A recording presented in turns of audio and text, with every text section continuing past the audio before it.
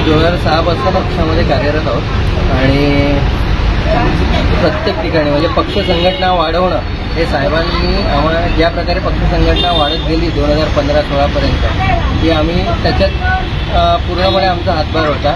प्रभागामध्ये 2010ला आम्ही निवडणूक लढलो, आम्ही जिंकलो. 2 सिटिंग 2 टाईम ज्या नगरसेविका होत्या निवडून येणाऱ्या त्या मंगलाताई सुळे यांनाही आम्ही पाडलं त्या ठिकाणी भले 100-150 मतांच्या अंतराने.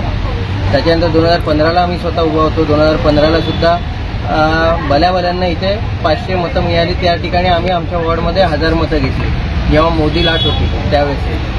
पण गेल्या काही वर्षामध्ये जे काही राजकारण आणि जे काही बदलत्या भूमिका आहेत, बदलत्या भूमिकांमुळे आम्हाला लोकांना आणि आम्हाला कार्यकर्त्यांमध्ये दुफळी निर्माण होते आणि कार्यकर्त्यांना तोंड देणं कठीण होत चाललेलं.